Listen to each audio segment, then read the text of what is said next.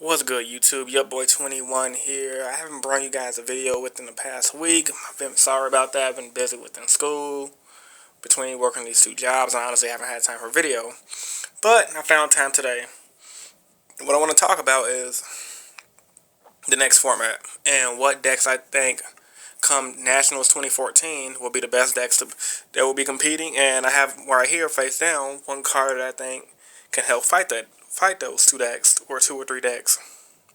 First deck I'm going to talk about is Noble Knights. Noble Knights, I honestly don't know much about Noble Knights, but I've noticed a thing with Konami when they slowly release a lot of support for certain decks. For example, Wind-Ups. For example, what's another deck they did? Well, anyway, you guys know what I mean.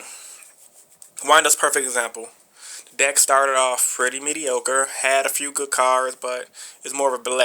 Then came Nationals 2012. The deck had a hand loop, which pretty much made the deck really good, and it was consistent due to three factories.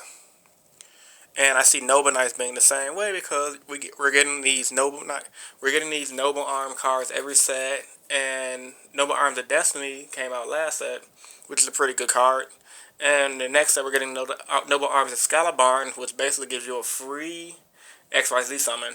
Now, I think Noble Knights, like I said once again, I don't know what they do, but I just got a feeling that deck is going to be a really top contender. I think it's going to be an OTK deck that Konami is setting up for, based on all the cards' effects. So I know one of the Exceeds pops back row, and I think one of the swords lets you pop monsters, and they swarm the field. It's kind of like a new school hero deck, but it's light and dark based. So, I mean, you can use anything that basically gives light monster support, like for example, Honest.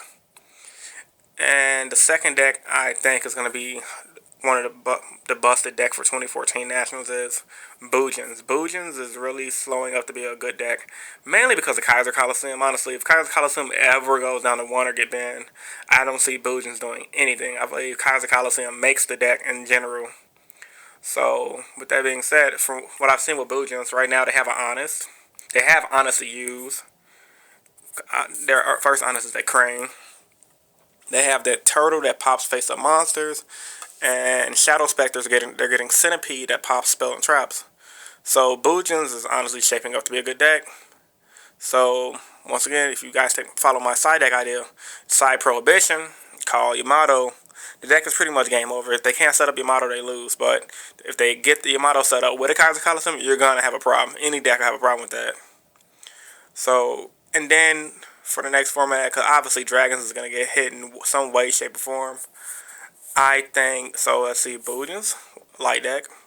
I think Noble Knights is going to be an OTK deck, the OTK deck of the format. And I think Black Wings are going to be there too. Ghost Tricks, that's going to be like a little fun deck. I really haven't looked at all the Shadow Spectres, but I can still see Gear doing something. But the main two decks I'm really concerned about is Bujins and Noble Knights. Mainly because I'm noticing how they're creeping up every format with every set with new support, especially Noble Knights. So I feel like, with that being said, the card to fight those decks will be Chaos Trap Hole. Now, for those of you who don't know, Chaos Trap Hole, well, it's kind of blurred. I'm sorry about that. Chaos Trap Hole basically reads: you pay 2,000 life points to negate the summon of a light or dark monster and banish that monster. So that means they don't have the opportunity for, like example, in Bujins, if they go Yamato, they can't chain that one guy from the graveyard to negate the targeting because it negates the summon. So, and it banishes it. And against Noble Knights, they summon their Noble Knight. If it's a light or dark one, you banish it. So it's a really good card. Also, it's good if they side against Evil Swarms. It goes against Black Wings, especially Black Wings, because Black Wings run Icarus attack, and their whole goal is to summon their Black Wing, and if you respond, chain Icarus to plus off of you. So if you're having problems with Black Wings, you have like any dark based deck, even not a thing, it can stop Constellars too. So if you're having problems with any light or dark based deck, I think Chaos Trap Hole really needs to be sided, and I think for this up and coming format, once Dragons get hit, because the only reason I'm not citing this card because the Dragons are everywhere and Prophecy is still a thing.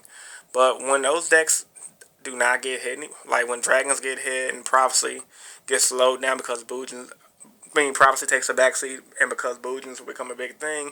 And plus, in the regional scene, Bujins are going to be everywhere. You're going to have your Blackwing players, you're going to have your Dark World players, you're going to have your Archfiend play with also another dark-based deck. So, and vampires was another dark base deck. So with that being said, the future format I see, dark and light base decks. So all in all, Chaos Trapple is going to be a good card because with every deck being light and dark, it's like it's like playing another Solemn Warning. You could side deck 2 of these or 3 of these. I suggest siding 2 because you already have the warning, so 2 should be optimal. Well guys, don't forget to like this video, thumbs it up, rate, comment, subscribe. Collect your Chaos Trapos. I'm telling you, they're going to help you against Boojins. They're going to help you against this up-and-coming light and dark format. So, once again, rate, comment, subscribe. Yep, Boy21, and I'm out.